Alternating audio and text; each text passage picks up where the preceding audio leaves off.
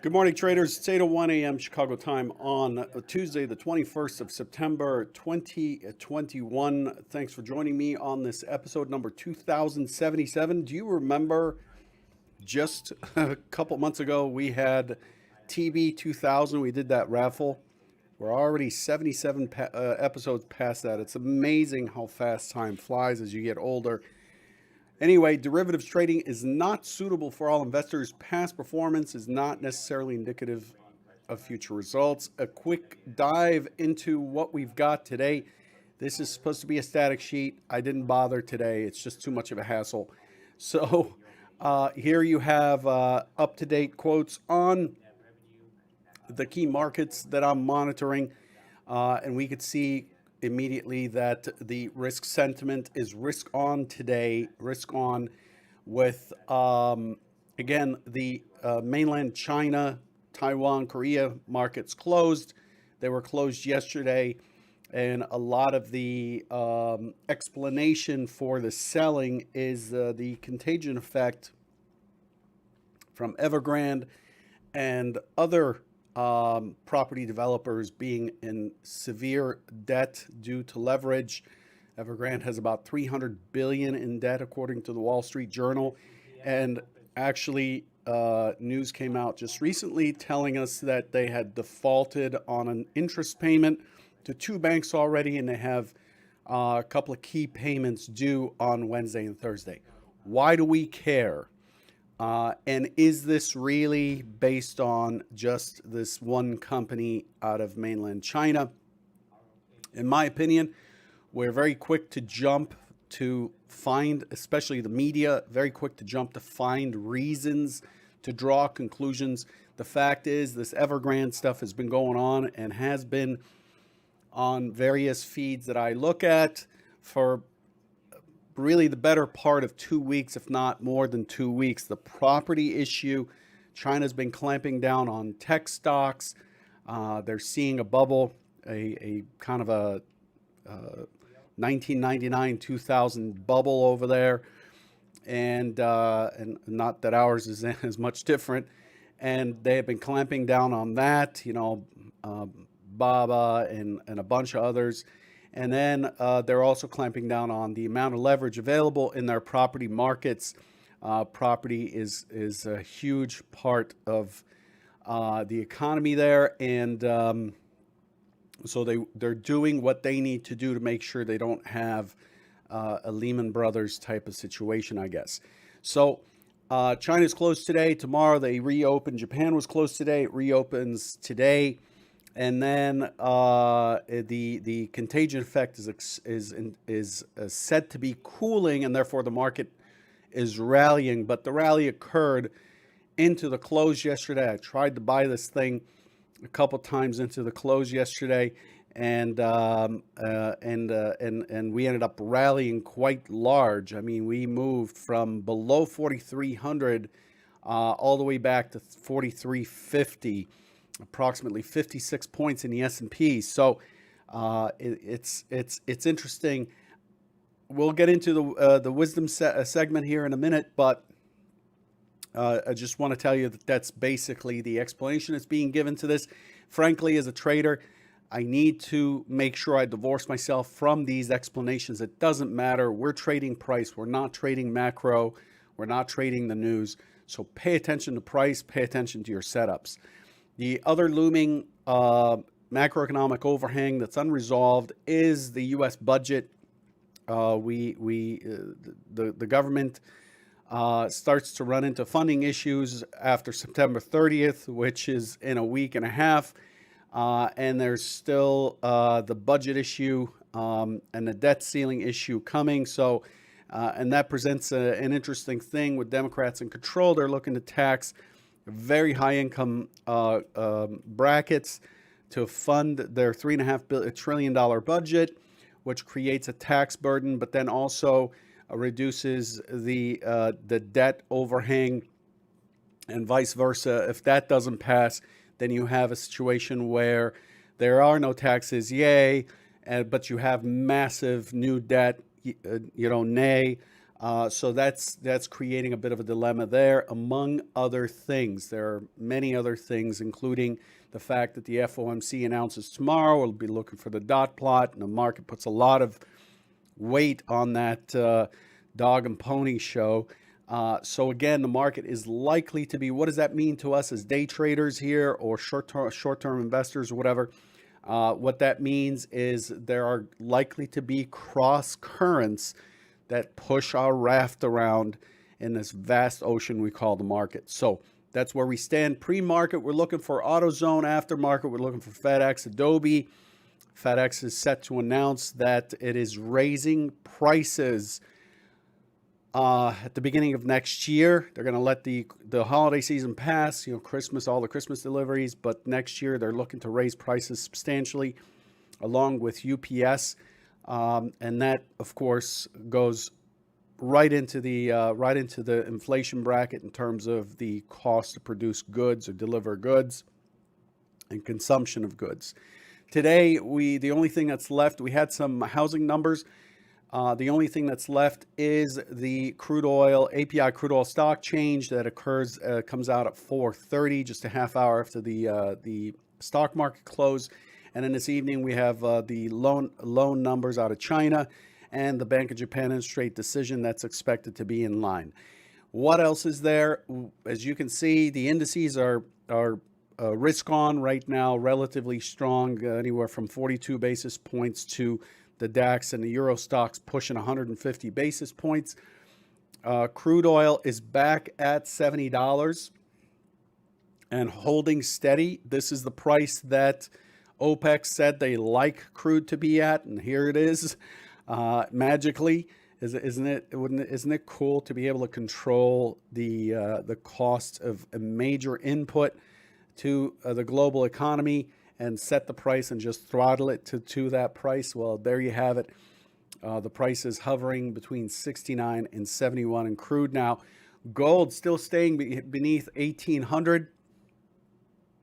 Gold has an interesting chart I was looking at yesterday, and silver is holding steady at $22.50. Copper is pretty much unchanged. 10-year, 30-year, pretty much unchanged. The Eurobond's a little bit higher, which is interesting despite the increase in price of the indices. Crypto has pulled back and is sitting steady sideways. The S&P is in a multi-distribution profile. It has many high volume nodes going across the board. It is not a trend profile. It's a multi-distribution profile. We've traded 346,000 contracts, very heavy. The one standard deviation limit over the last 252 days in the S&P is 280,000. We're at 346. So what does that tell us? It tells us that the ES is coming in, or the U.S. indices in general, because we're using that as a proxy. The U.S. indices in general are coming in with a lot of activity overnight. The overnight inventory is 94% long, which means that 94% of the volume has taken place above the settlement price. So the inventory is long coming in. The market's positioned long. The range is 54.75. The expected range is 23. That's the mode. And the limit to what we call normal is 37. And this is well above it. Again, another indication that we're coming into a pretty active session. So just like yesterday, as I had recommended, cut your size, widen stops, widen targets, push for better R factors. That's the task for today. Diving into yesterday's trader bite here. I did not yesterday draw scenarios, and I will not today draw scenarios again, because come in with the OTF with higher time frames in play, and cross currents that are driven by macro considerations, and for me to sit here and draw lines to key test areas, that doesn't make any sense at all. So didn't bother, won't bother today, because it's the same idea. However, the map has not changed. We still have the same key areas. The key target yesterday on the downside. As I said, I'm expecting it to push to the downside. The key target yesterday was 43.19. We took that out, balanced for a little bit, and then continued to test below 4,300. Just outstanding range overall, including Globex yesterday.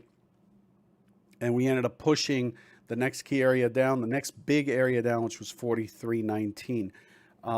And so this is what was expected yesterday. Here's what we actually got. So let's pop into our review segment. There is so much action here, it's hard for me to contain it on one screen. I'm gonna have to switch to a higher time frame. Let's go to a 6-tick Renko just to be able to see it better.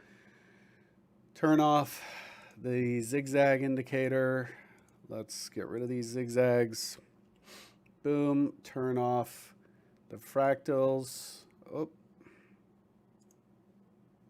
I don't know what's going on. Different things are popping up everywhere.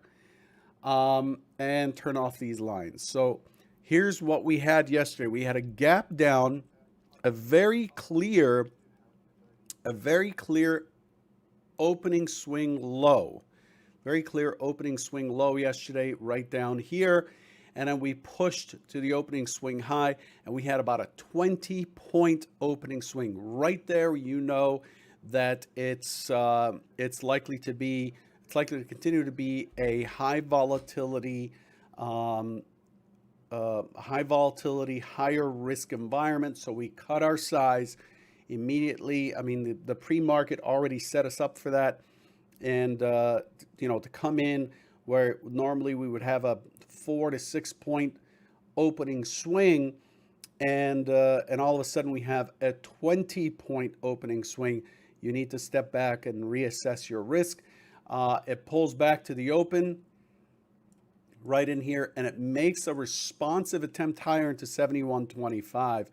The number that is really important beneath us is 55.5, and this number continues to be really important. 55.5 is a big measuring stick as to whether we continue to trade in the lower distribution of a much, much bigger composite or the upper distribution of a much, much bigger composite. So we pushed to 71. The expectation is it might start pushing towards 4,400 and getting back towards where we left off yesterday. But then it starts to walk itself down into this channel, and it just continues to do so, and it finally lets go after the European close. The European close brings us some wider extensions, and yesterday was not that easy to trade, given that once the separation between the day session VWAP mid away from price, it was more of a scalpy market than it was a structured market. I'm sure many of you have gotten short, much higher prices and held to the bottom and all that good stuff. But I don't trade that way.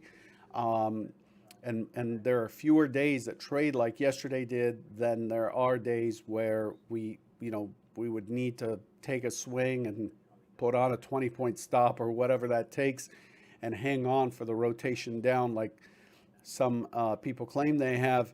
That's not the game that I'm playing. I'm playing the game of looking at what the context is, the current price action against order flow, against the overall picture, using volume, using price action, and multiple time frames. And then once a decision has been made as to what the bias, what the likely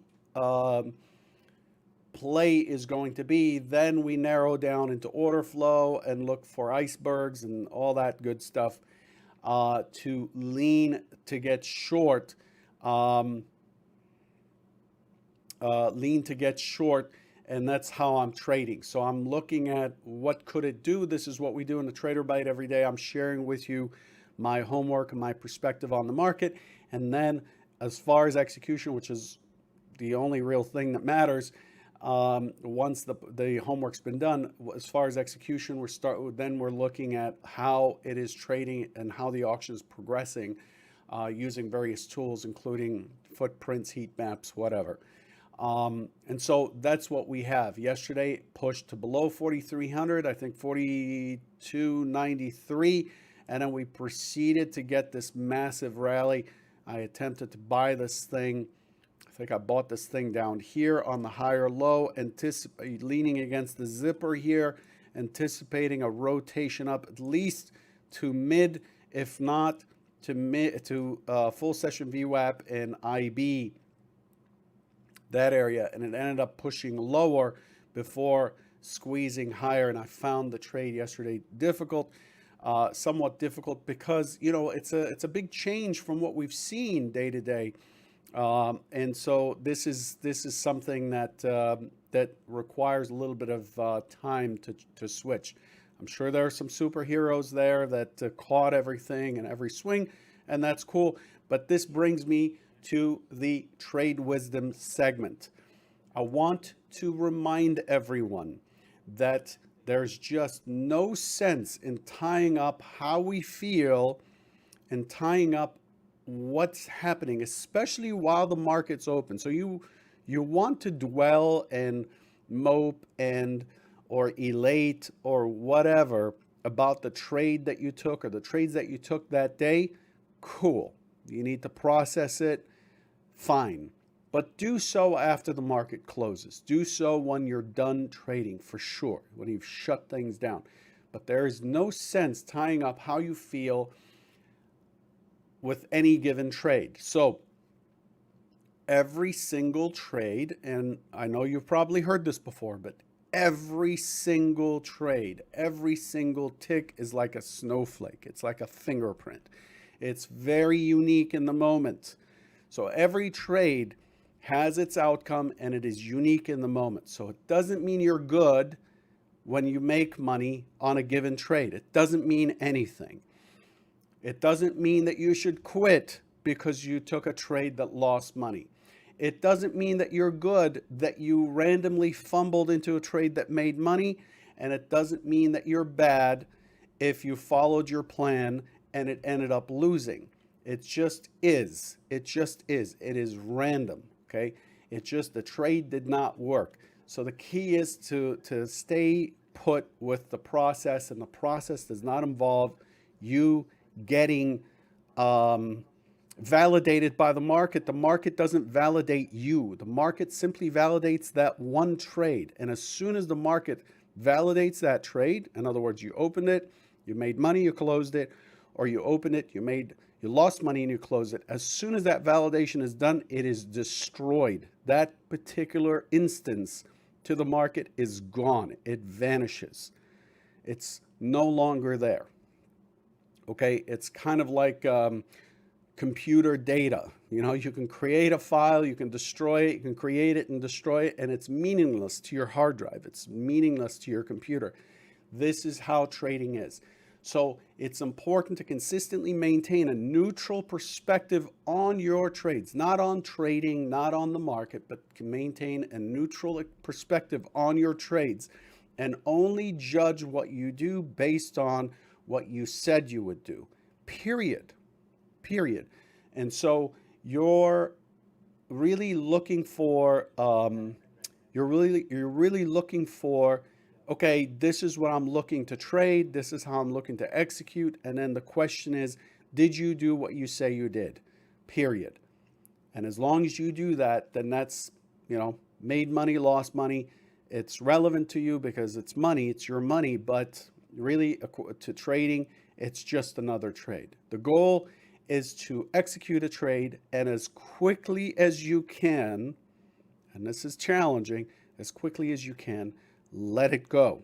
Let it go, because as you're sitting there dwelling about, well, what happened? But it was work. But I had 2 points. But while that's happening, the market continues to sing and talk and so on. Imagine being, I'm going to use the orchestra analogy. Imagine being in an orchestra again, and you screw up one note. You're supposed to play one note, and you played a different note, and you sitting in an orchestra of say 120 people, to you, oh my God, that is a huge failure. The worst thing you can do then is to put down your instrument and put your head between your knees and cry about it. The song continues. The thing is playing. The notes are coming. You need to keep up. You need to keep up. Then you want to dwell about that one note and how you need to practice it. Cool. Good. That is focused, deliberate practice. Do so after the market is done. While the market's going on, your goal is to continue to stay with the music. And every tick is a note in this continuous concert that we're a part of. Okay? So it's just like raindrops in the ocean. Just they accumulate over time, and your edge shows up in the accumulation over time. But to dwell on every drop and to think this next drop is going to make or break you as a trader is crazy. It brings in too many emotions. It causes too much turbulence, and it causes you to judge yourself based on the outcome of a given trade or a given day. Really, please focus on judging yourself by your overall effort and the actions that you take while you trade. It's important to come prepared and to just execute. Yesterday was just garbage. To me, this is my kind of trade yesterday. But I traded like garbage. I faded trades, was looking for scalps all day long, took scalps when really I had shorts early on. I think I shorted like 43.58 or something multiple times, and ended up covering it before it collapsed and dropped into 43.20 or something like that, which was my target, 43.19.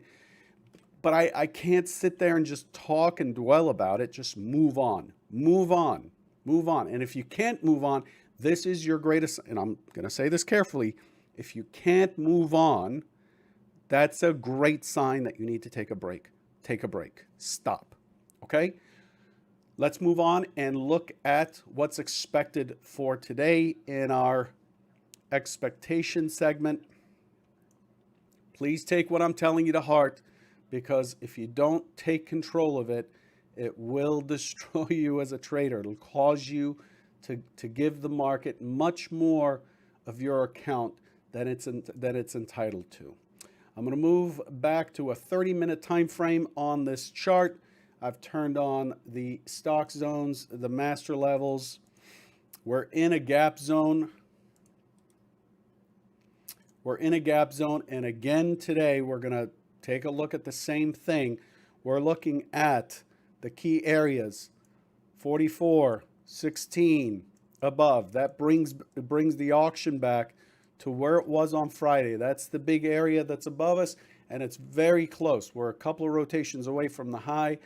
And then below, we have the 69.70 area, which is where the mid is currently for the full session. Below that, we have the 55 area, very important. If you don't see the 55 or can't see the 55, pull up an RTH only daily chart, pit session only, RTH only daily chart, and draw a line of 55 and tell me what you see. Okay, 55 is important. Beneath there is the 41, which happens to be the overnight low. I didn't set that. Stock zone based on the overnight low is already there. And then beneath that is the 30. And then we extend down into the 02, 02, 43.02, and then we're back at the 42.90. 42.90. So 02 and 42.90 as the key areas below. Key areas above. The next key area above 44.16 is 44.35. Okay, not expecting it to push much farther than that. I'm not going to draw a map today. I don't know. Like I said, I'll just be making stuff up. I have no idea how this thing's going to play out, but I'm watching these key areas. Understand that the rotations are at 7.5 points. 7.5 points based on yesterday's harmonic. Very wide, okay? And so you need to cut down your size. If you're trading minis, go to micros. If you're trading micros and you're trading a one lot, sit out. But cut down your size. You need to trade half the amount, twice the stop at least, and twice the target, in my opinion. Good luck, and stay in the game. Stay in shape, stay in the game by managing your risk. Take care, and I'll catch you tomorrow morning.